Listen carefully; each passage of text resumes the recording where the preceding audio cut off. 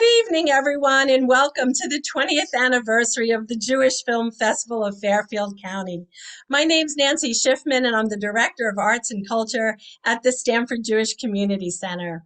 The Jewish Film Festival of Fairfield County has a 20-year history of bringing current, award-winning films to the Fairfield and Westchester County communities. And we are thrilled to be following a hybrid model this year where folks who are comfortable can join us for in-person screenings, together as a community face-to-face. And for those who prefer to watch in the comfort of their own home, they can enjoy our award-winning films as well. In fact, being virtual means that people from anywhere can view our festival films. So if you know someone who might be interested, please let them know to check out our website, stanfordjcc.org/film festival to register. We have one more fabulous film to close our festival, and whether you view in person or at home, we invite everyone next Sunday to join us for our last Zoom Q&A to hear from the film director and writer. The Center for Arts and Culture at the Stanford JCC offers exceptional programming throughout the year, whether film, book and author conversations, our art gallery at the J with art and wine receptions, J Talks, book clubs, JSAC, our social action initiatives, J Cares, our volunteer opportunities, and so much more. Check us out on our website, stanfordjcc.org. I'd like to thank all of our sponsors, both individuals and organizations, whose generosity makes this festival possible. Although we're not at the State and Garden Cinemas any longer, we'd like to thank the Friedman family and Garden Homes Management for their continued support and dedication to the Jewish Film Festival of Fairfield County since its inception 20 years ago. A special thank you to AJC Westchester Fairfield for their sponsorship of our festival. I'd like to thank our festival co-chairs, Jennifer Kaufman, Debbie Lee, and Lisa Popper, along with our tremendously dedicated festival committee members who work endlessly year-round, screening hundreds of films, and were tasked with selecting the top 6. For quite some time now, the Jewish Film Festival of Fairfield County has had a deeply rich partnership with the Jewish Historical Society of Fairfield County, together bringing to our community a film in commemoration of Kristallnacht. It's my absolute pleasure to introduce a dedicated leader in our community, Peter Lilienthal, President of the Jewish Historical Society of Fairfield County. Well, Nancy, thank you very much for that lovely introduction, and it's been a pleasure for us to partner with you, and we've enjoyed the relationship for these many years. We ourselves are going into a very special year. We're going into our 40th year, and this particular movie, Ermey, has just been fabulous. I watched it, and I look forward to the Q&A, and thank you so much for having us be part of this particular festival, and we look forward to continuing year after year with you. Thanks very much, Nancy. As do we. It's really been a wonderful partnership, and we appreciate everything, Peter. And I also want to thank your wonderful team, and a wonderful shout out to my friend Marcy, who I know works endlessly as a festival committee member, as well as on the Jewish Historical Society leadership to bring us programming where we partner together. So thanks so much. I look forward to the Q&A as well. Thanks, Peter. All right, take care. Bye-bye. As this past Tuesday marked the 83rd anniversary of Kristallnacht, the Night of Broken Glass, a pogrom that targeted Jews in a series of attacks throughout Germany and Austria, I couldn't think of a more inspiring film or individual who embodies the resilience and strength of the Jewish people than Ermey. The film Ermey was made in the U.S. in 2020 and is the result of a collaboration between two close friends, Veronica Silver and Susan Fanshel, who would have known each other since their high school years. They have parallel film careers, both making documentaries on a wide variety of subjects. In 2000, they collaborated on KPFA On the Air, the history of a Berkeley-based radio station, which Veronica directed and Susan edited. Ermey brought them together once again, this time to co-direct and co-edit an intimate portrait of Veronica's mother, whom Susan knew well for more than 40 years. Veronica Silver is a Bay Area filmmaker who has specialized in social issue documentaries. Her own films include KPFA on the Air, Raising the Roof, and Cape Song. Films that she co-directed and co-edited include You Got to Move, Look Forward, and Columbia DuPont Excellence in Broadcast Journalism winner, Word Is Out. Selected editing credits include On Company Business, winner of the Fabrici Prize at the Berlin Film Festival, Berkeley in the 60s, an Academy Award nominee, an American Cinema Editors nominee for Best Edited Documentary, Columbia DuPont winner Harry Bridges, A Man in His Union, IDA Award winner Absolutely Positive, Peabody Award winner Coming Out Under Fire, and POV broadcast Blacks and Jews. Veronica is an editor on Brother Outsider, The Life of Bayard Rustin, and The Fierce Green Fire. Though Selver began her film career in New York and Paris, she has long been based in the Bay Area. Welcome, Veronica. It's a pleasure to have you. I'd love to introduce your partner in crime. Susan Fanshel is an independent documentary filmmaker and editor whose award-winning films include A Weave of Time, The Story of a Navajo Family, Nevelson in Process, Valkos and Company, Made in the Bronx, Six American Families, The Kennedys of New Mexico, and The Odyssey Tapes. The films she has edited had received the highest honors in broadcast journalism, including the George Foster Peabody Award, I believe 3 times, the Alfred DuPont Columbia Award 2 times, the Emmy Award 2 times, the John O'Connor Film Award, and the Banff World Television Award. Selected editing credits include Robert Capa in Love and War, Innocence Lost, The Plea, Saving Elian, The Last Queen of Hawaii, and FDR, a 4-part series for PBS. Fanshel began her career in the San Francisco Bay Area after graduating from UC Berkeley with a master's degree in fine art. She currently resides in New York City. Phew, what an impressive portfolio the two of you have. It's absolutely amazing, and we're so delighted to have you join us. It's also my pleasure to introduce the person who will lead us in this conversation. Who better than a man who he himself is a constant inspiration to all who come in contact with him, Brian Kriftcher. Brian is a former past president and longtime board member of our Stanford JCC and currently serves on the JCC Council of Advisors. Professionally, he spent 20 years on Wall Street before retiring at the age of 40 to devote his full-time energies to his lifelong passions for teaching, coaching, and community work. Brian is a high school basketball coach and is the founder and president of Stanford Peace Youth Foundation, which uses the game of basketball, formal academic support, and mentoring to positively influence more than 1,000 local area youth. Brian is also a longtime board member and former global chairman of Peace Players International, which uses the game to bring together children and communities in conflict around the world. Boy, it's an absolute pleasure to have all 3 of you join us today. Thank you so much. Thank you, Nance. I look for. Yeah. I'm sorry. Go ahead, Brian. No, thank you, Nancy. And it's an honor to be with you for sure. I truly look forward to hearing what all of you have to say. Veronica and Susan, this film has received such high praise. I get so much wonderful feedback. And so I'm going to turn the floor over to you, Brian, and I will see all of you in a little while. Thank you so much for joining us, and the floor is yours. Great. Well, thank you, Nancy. Veronica, Susan, it is a profound honor to be with you tonight and to be with everybody that's out there. Peter, the work of the Jewish Historical Society is vital. And so I appreciate that work as well.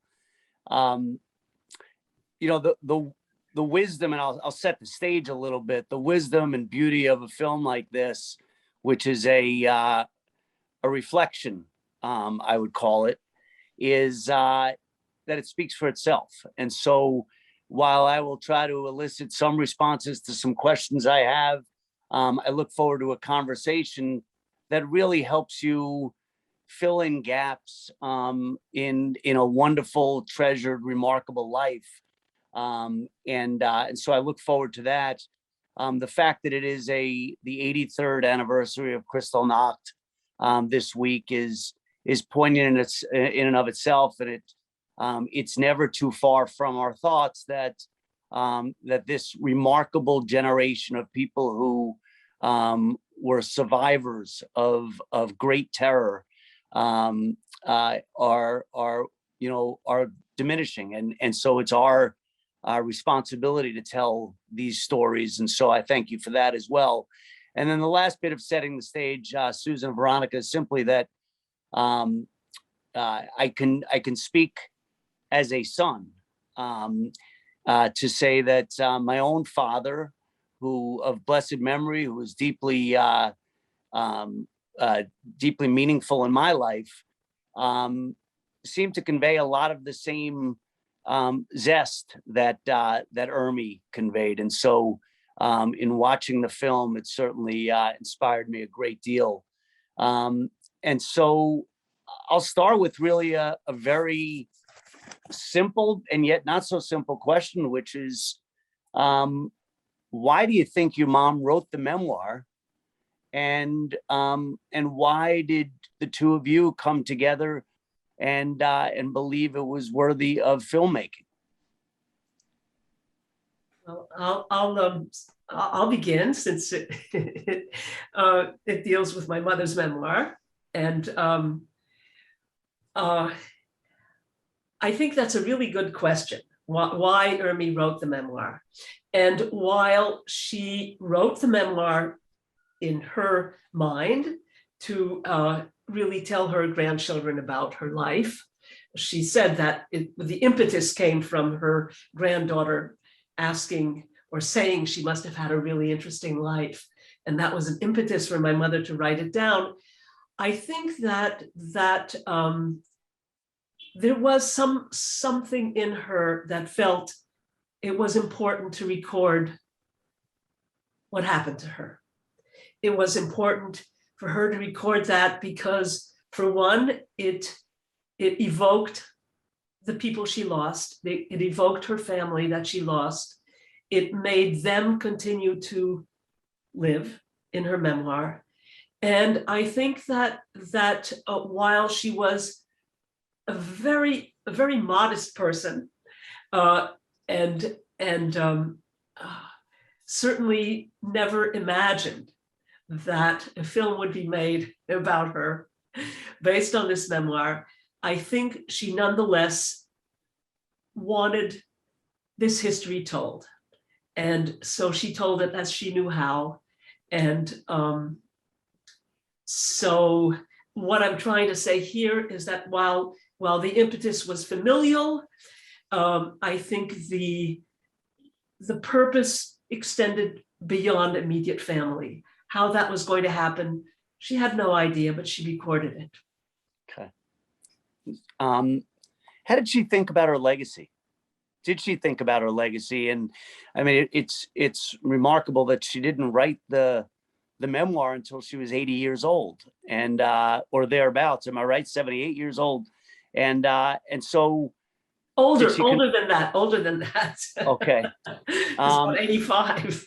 Okay. And how did she think about her legacy, and how did that influence you and Susan coming together and making the film?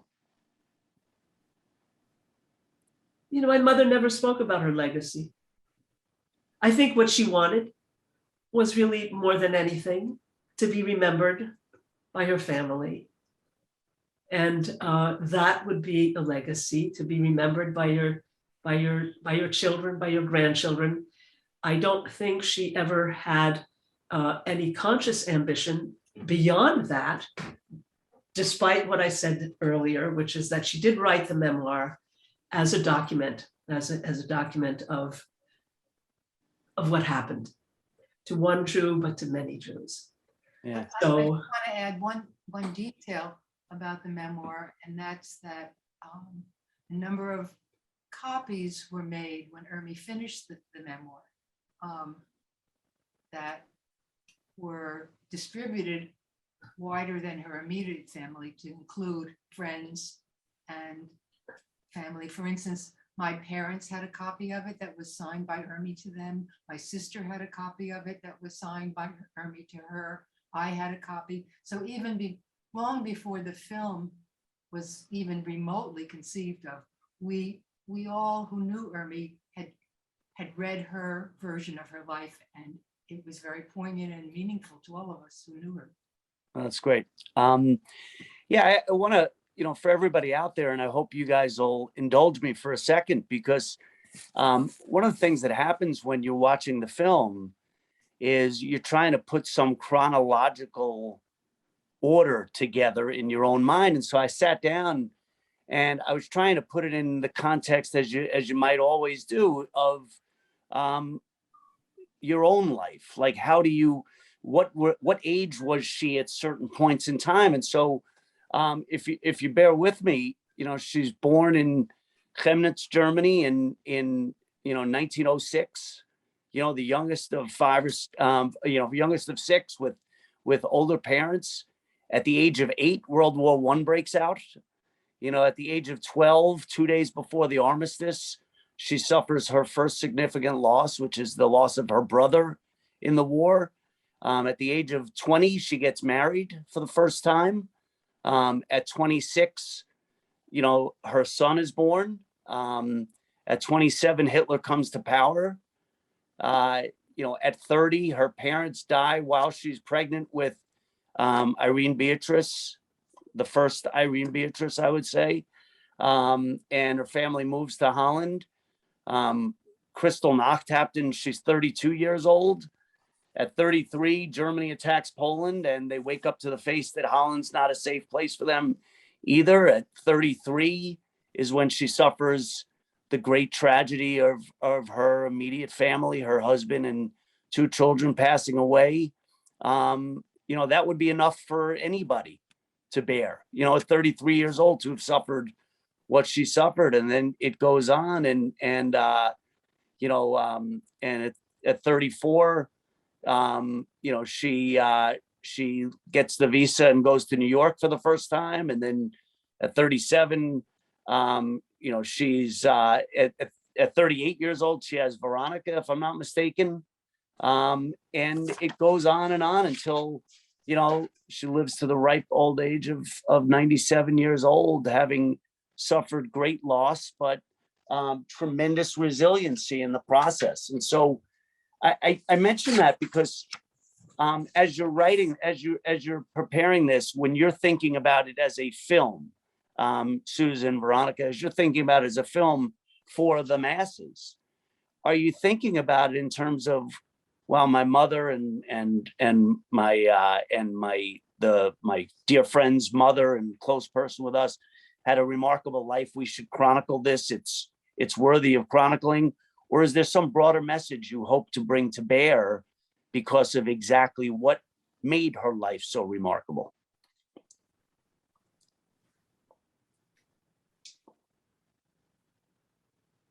Give it a stab, Susan. Well, first of all, we did have Ermey's memoir as a guide, and it was her voice and her choices that were a kind of beginning. And I think it was a combination of things on guiding the film. It certainly was a process of discovery. We didn't set out with a script that described the goals of the film in terms of this is what we want an audience to feel. We were, in a way, our own first audience. And because there were 2 of us, and because it was constant dialogue between the 2 of us, it really helped to create a very intimate process in which we really didn't consider other people. Yeah. We were filmmakers. We're both very, we have a certain kind of shared taste. We have a certain kind of aesthetic. We have a certain kind of language that we can use with each other. And that really, for quite a while, was was the way in which the film evolved, just between the two of us. You know, yes, that works. No, that doesn't. Let's try this. You know, and as the film emerged, I think we began to feel what it was speaking. You know, I mean, it started to talk to us and tell us, and it's just kind of funny to try to describe that. Yeah. What did it tell you?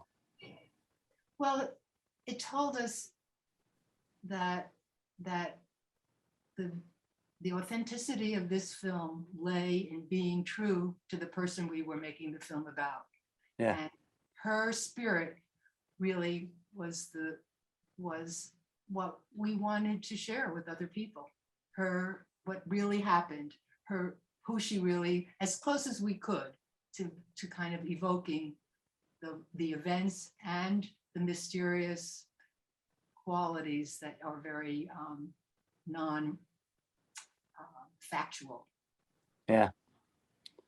Beyond Susan, beyond the fact that you and Veronica went to high school together, I mean, what was your relationship with Ermey, with the family? Obviously, the fact that the memoir was shared with you speaks to some closeness. So maybe you can just shed some light on that relationship. Well, it began in high school because Irene, who you know from the film, and who's very close in age to Veronica, and I'm actually age-wise in between the two of them. Veronica's about 6 months younger, and Irene is about 6 months older. So we all met in a very small high school, and my initial relationship with Ermey was as a teenager to a mother, you know. Yeah. But as the friendship went on in years, you know, through college and then after college, there came a certain point in which I also knew Ermey as an adult, and spent time with her when neither Irene or Veronica were around, in different ways, really in different ways. But because we were so, I mean, my parents knew Irene and Veronica too. They were very close. They were close to my parents. You know, that kind of generational, which is, I guess, unusual in some ways, because one doesn't always get close to one's friends' parents. Right. And also take on a kind of authentic relationship with them as an adult. But Ermey really generated that. She was very engaged and really enjoyed her relationships with her daughter's friends. And she nurtured those friendships, and perhaps because she, when I knew her, did not have a husband, you know, was not involved in a couple relationship, she had that much more room in her life and space in her life to engage with her daughter's friends. She was very unusual in that way. You know. Yeah, well, that comes across in the film for sure. Was it more difficult for you as filmmakers to work on a subject that was so close and personal, or did it make it easier in some respects? Well, for me, it made it easier because the confidence I had was the confidence of knowing my subject so well. Yeah. And so that brought a kind of assurance about the process of making the film. That being said, the process itself has its own challenges, its own demands, its own surprises, and it was not, you know, we worked on it for quite some time, Susan and I. We made some radical changes along the way. We lost some interviews that we had done. But what made it easier, I repeat myself, is just the deep knowledge of the subject. Did you feel any added pressure as a result of that?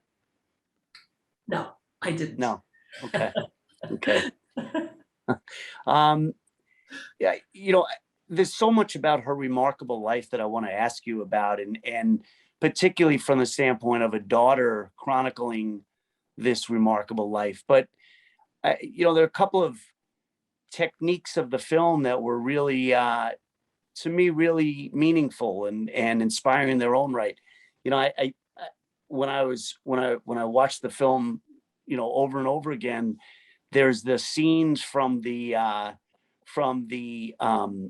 beginning of the film, not even scenes, the pictures, the animations of her apartment. And I'm just curious about that technique, why they were sketches as opposed to photos like they were in the rest of it. And was it purposeful, and the extent to which there was so much color in those, those original sketchings? Maybe you could talk about technique wise why you did that. Well, I can start simply by saying that I'll say one thing, and then Susan will fill in. We didn't have photos. Okay. What we had were very, very, for lack of another word, sort of very prosaic photos of the place, of the apartment, because that's just all we had. But we did feel that, and this is something that Susan picked up on, that it would be a very good opening to the film to introduce her home. And given that we did not have sufficiently good photos, we worked with an animator. And that again was Susan's idea.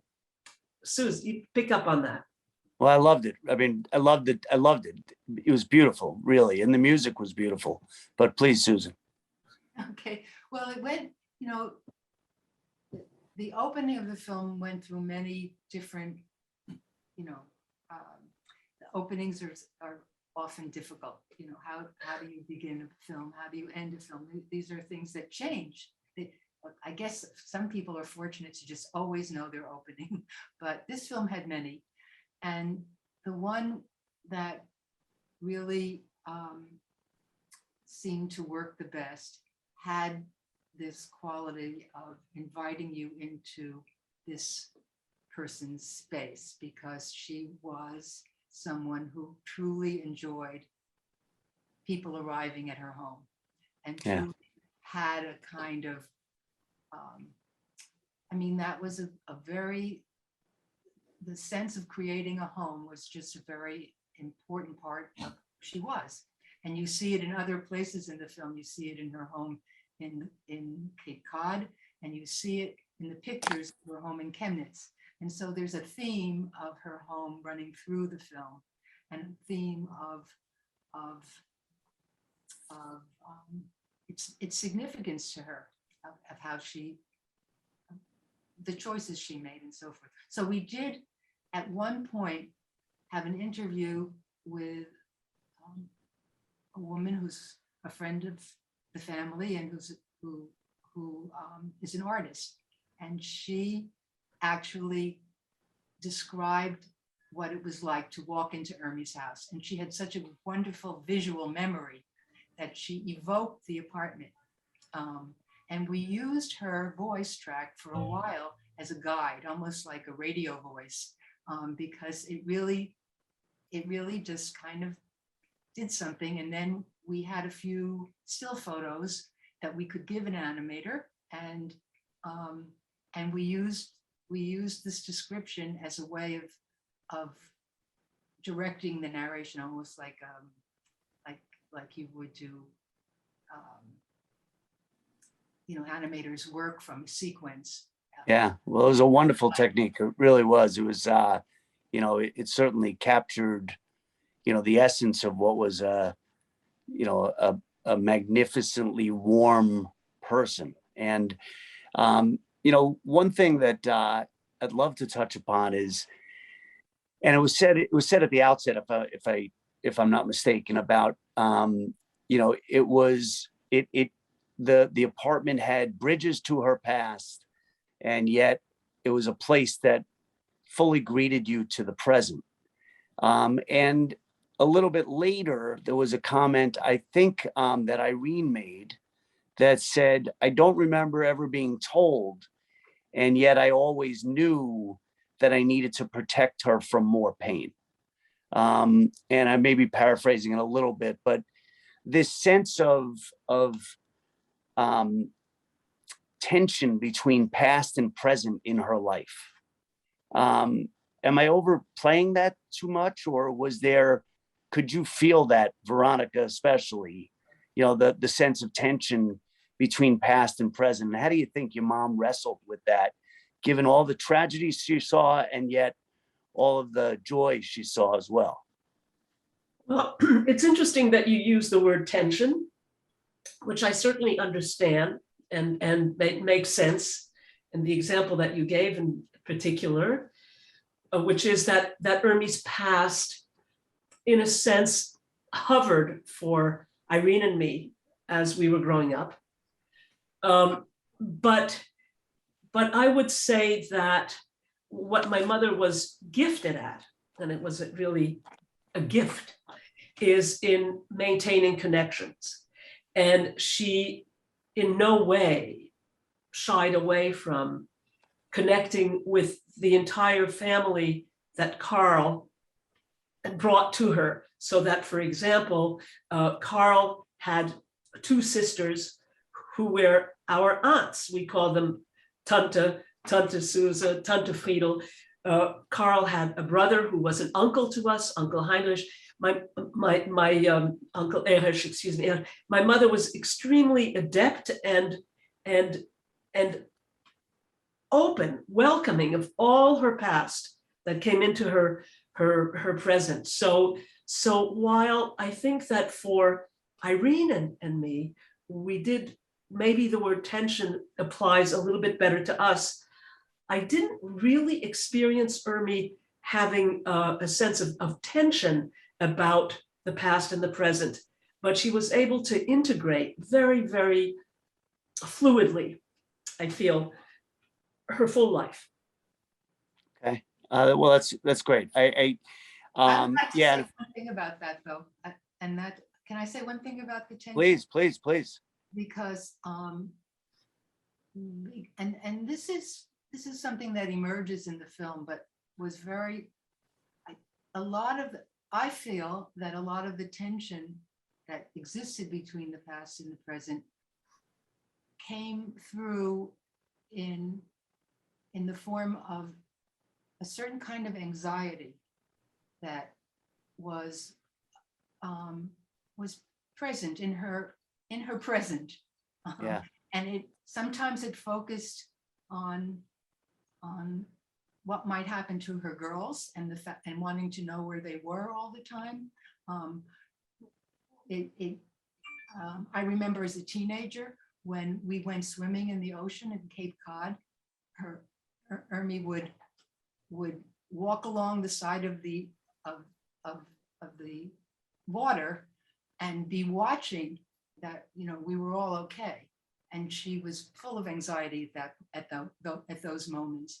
And I didn't know why. I mean, I had no idea that there was a reason for her being so anxious when we went in the water. And her anxiety was different than the anxiety of other parents at that time. Absolutely. Yeah. It really was something that I truly noticed and wanted an explanation for, but had the sense that I wasn't supposed to ask. I mean, I'm just saying that some of that tension existed in ways that were within, and just would suddenly surface. Yeah. From my perspective. Yeah, and that's why I use the word tension, because there were a couple of points at which, her anxiety, and I think it even tremendous anxiety at times, or tormented in her own company, was a phrasing used in the film. And so,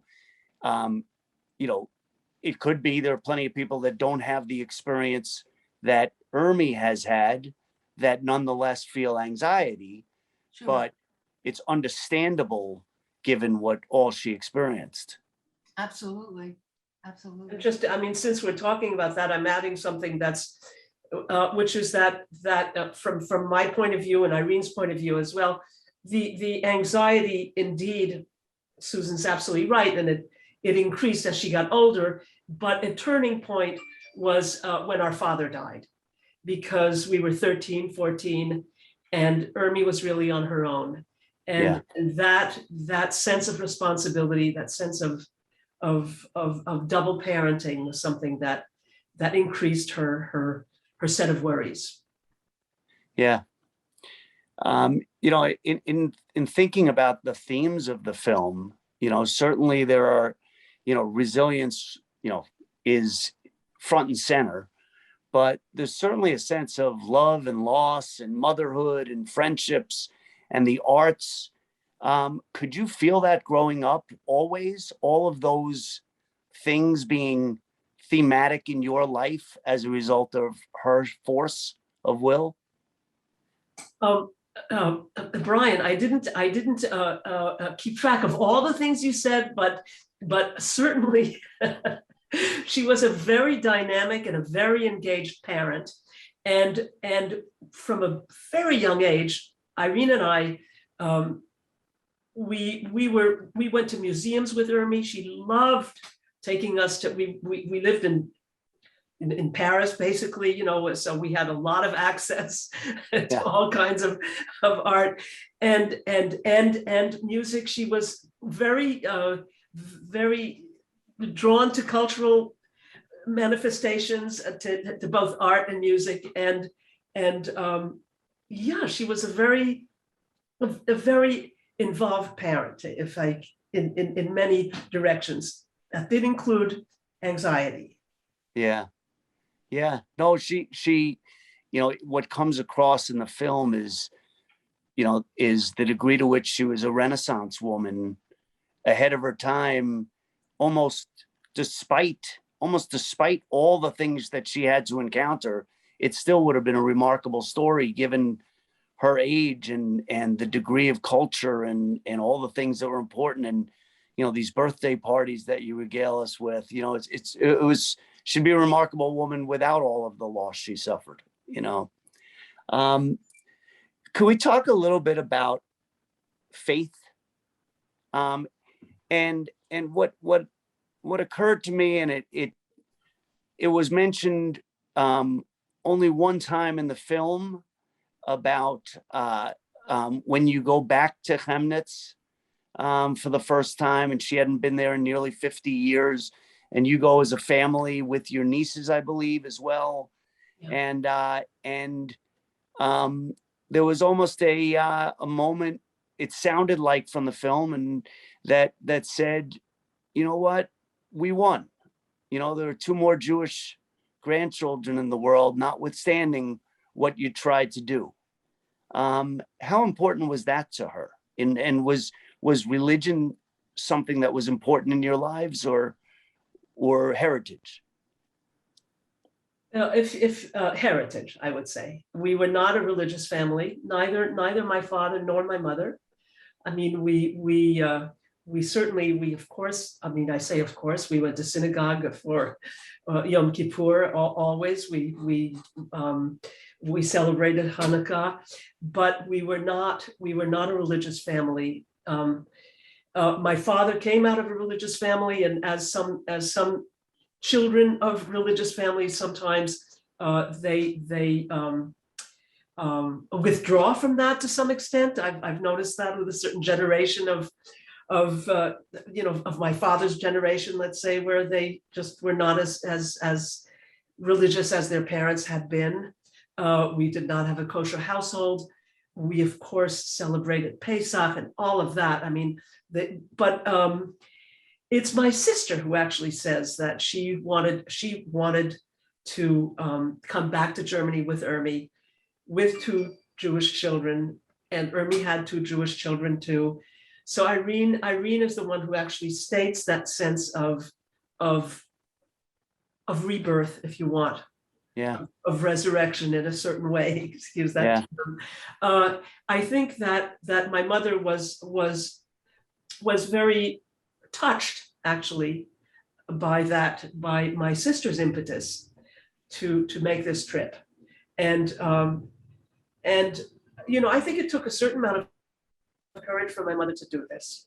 I think Yeah. that would have been one thing that would have worried her in terms of her own emotions. Yeah. But she did very, very well. And yeah, I don't know what to say beyond that. Faith is not something, heritage was very, very strongly part of her sense of being a Jew. Yeah. But we did not have religious upbringing. What was her upbringing in Chemnitz? Were they, I mean, it strikes me that they were fairly well-to-do family there. Yeah, they belonged to the I guess there was a certain Jewish middle class. Ermey's husband Carl also belonged to that. They were very comfortable, I would say. There was a kind of an industry of textiles in Chemnitz, and both my mother's family and Carl's family were involved in that textile industry. They oddly enough, with my mother, who was really secular, every Friday night the family got together. So while it was a dinner every Friday night, it was nonetheless Friday night, and the whole Jewish mishpocha came for the family for the meal, for the Friday night meal. At what stage? In Chemnitz or in later years? No, Wow. in Chemnitz, Yeah. as she was growing up, absolutely. Wow. Wow. And the Jews stayed together. I mean, she did mention that it was the Jewish community was very internal, partially because they were not that integrated with non-Jews, and partially because it was the source of comfort and family. So, staying with the idea of faith, but non-religious faith, what do you think if your mom were around and here to tell the story again, what would she say about, luck versus design, and, what happened to her by chance and what was Basher's? I mean, there's so many different things over the course of this film where she goes back to Chemnitz and she meets the pharmacist who was in her class early on. I mean, there are just so many things that happen, seem to be divine in some respect or another. What did she think, like, the course of her life? Was it a series of good luck and bad luck? Did she make her own luck? How did she think about those things? I think I think that the most extraordinary event, which I think comes out in the film, is when we were kids and we were in France, and we were driving back from the south of France to Paris, and a young couple basically hitchhiked with us. Yes. Yeah. And it turns out that they were Dutch, and this extraordinary coincidence of the young woman having gone to school with Ermey's son. Yeah. My mother had a lot of coincidences. That's all I can say. Yeah. And that was one of them. I mean, an extraordinary one. I can't really answer that question. I don't know how she thought about her life in that respect. I think she was always surprised by the coincidences that occurred for her, but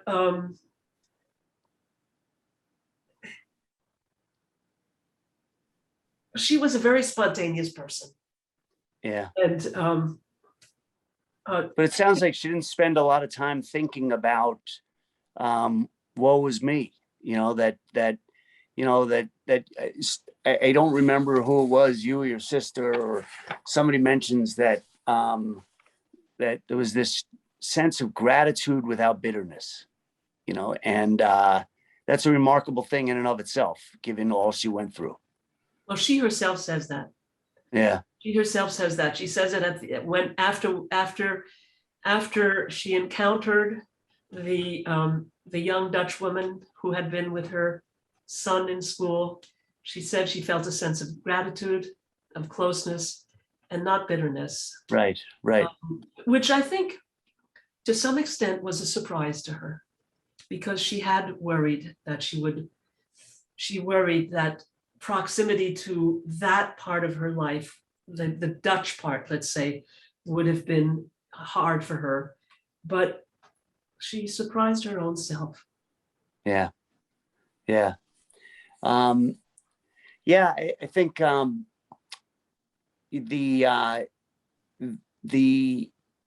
was clearly a sense that the film conveys of, as the scales tipped, it tipped in the direction of joyousness, as opposed to resentment over things that she encountered. And again, that's a remarkable trait, and it was something that certainly stuck with me. We talked earlier on about when what were the messages you hope to convey in the film, and it was more a portrayal of a life. But what do you hope people take away, having completed the project? And maybe Susan, you could talk about this as well, like having completed the project and now having shown the film, and what do you hope people take away from it? And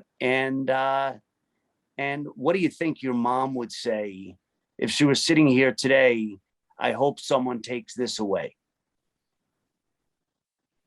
Well, I would like Susan to answer that, but one thing I would like to say, my mother, she had certain expressions, and one of them was not to be believed.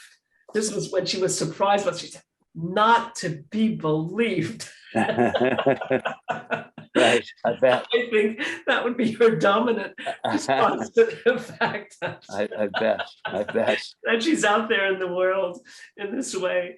She would just, yeah. But in terms of the questions, Susan, maybe Susan, maybe you can. What do you, as someone who's intimate with this, as both a professional and personally, and yet somebody who's at least half a step removed from it, what do you hope people take away from this extraordinary life? Well, I have to answer it not head on like that, because but because I knew this person, and certainly making the film reacquainted me with the things that were significant to me about her and the way she resonated with me in many different ways. I guess I certainly would like an audience to share that, it's a desire to share something that is meaningful for you. But what I also hope is that in watching the film, that the audience is engaged in wanting to know, oh, well, what happens next? I want it to be a good story that takes you in a place where you haven't been before, because it's one life, and that life is different than any other life. And so what I feel is an ambition as a filmmaker is to tell you the story in such a way that you are leaning forward. Oh, I want what's going to happen next. And that in that way that you're participating. I don't want to control how you feel about it, but I want you to be fully engaged. Yeah, well, I dare say you accomplished that and then some, and so much so that if it wasn't a documentary, if it wasn't a documentary, you would walk away from it and say it was contrived, because all of these things couldn't have happened. This couldn't have, Not to be believed. there was a Forrest Gump type quality to the whole thing. Which is to your credit and also to her credit. And I'm particularly struck when I walked away from the film. I'm particularly struck by, I think it was maybe Fred Bauman, the son of a friend, who comments that, during this time in Holland, when they were in London after the, death of her husband and two children, that, she was catatonic, and at a point in time, she just woke up and said, "Get me my mirror and a brush. I've decided to live." There's this omnipresent notion throughout the film of choosing life. I wonder, I wonder whether the choosing life was something that she couldn't help because of this innate spirit, or is it something that you think she really had to grapple with and proactively choose? I think it's a combination of the two, actually. I mean, I think that she had a predisposition. I think people do have a predisposition, can have a predisposition to have a different relationship to life, to embrace it, to be engaged, to be curious, to have pleasure. That's, I think my mother had a predisposition. I also think that when we use the term resilience, it's not something that just sort of shows up. I mean, what I mean to say is resilience is something that is learned and willed also. And I think my mother had a sense of the will to live. She had the will to overcome and to live, not just as a predisposition, which I think she did have sort of a pleasurable predisposition, but because it was important. And part of the reason it was important, I think, was to keep those that she lost alive. Yeah. Yeah. No, I also found that I looked at her as a wonderful investor, in the sense that, her ability to make it through some of her toughest times was a reflection of all the investments she made in relationships before those times. And so you could tell lots of times that people helped her through it, because of all she had given and all she had invested in those relationships beforehand. The friends from who she says are friends throughout her whole life, Right. That started in Holland with her. Right. I didn't know this existed, but the Reno divorcee colony that exists.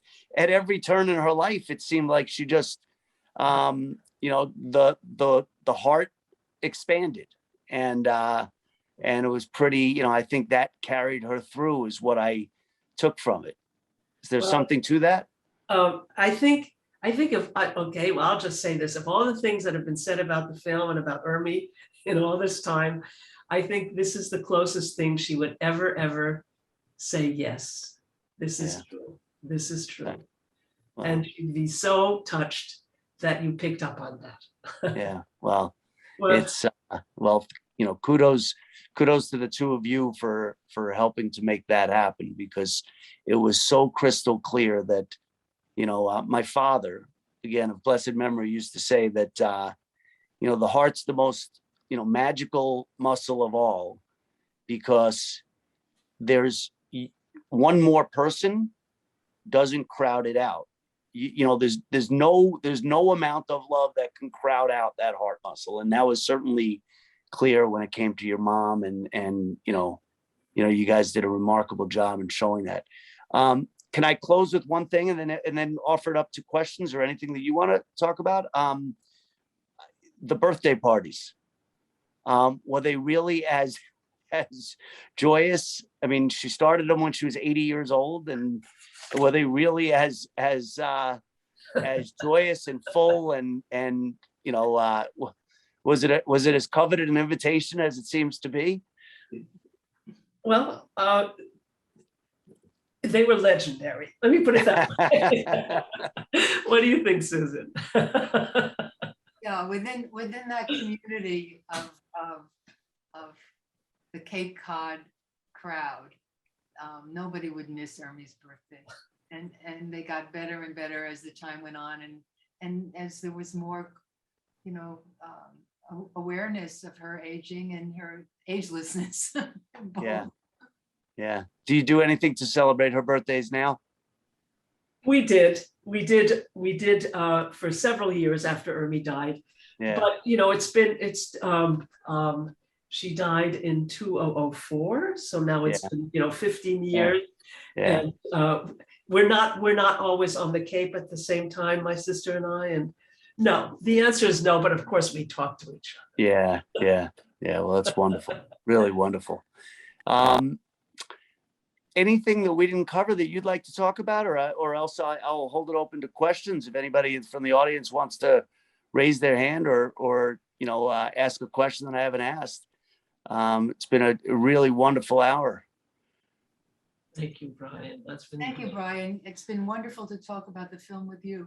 I really appreciate just you bring to the discussion such a lively and engaged, and I don't know, just lots of fun to hear you talk about the film. Thank you. Well, thank you. No, thank you. I agree very much. Very terrific. Very warm. Okay. Well, no, thank you. Well, I appreciate it, and I will long think of this film for sure. I think there are plenty of lessons for plenty of people from the way your mom lived her life and confronted her life, and the way you guys have honored it and honored her memory. So thank you for that. Let me see if there are any questions. There are 2 questions from the audience. Okay. That if we have another few seconds with your time, and we so appreciate it, we'll ask, someone asked how long the memoir took for Mom to write. She started it when she was 85, correct? That's what I said, but actually I could be wrong. Brian might be. Let's say that she started it in 1985, and she ended it in 1991. So it took her about 6 years like that. So yes, you're right. She was younger than 85 herself. It was 19. I think I had it at 80 when she started. Yeah. No, I think she started it when she was 80 and she finished when she was 85, 86. So it took a while. It took something like that. I may be stretching it a little bit, but that may be the most optimistic thing at all.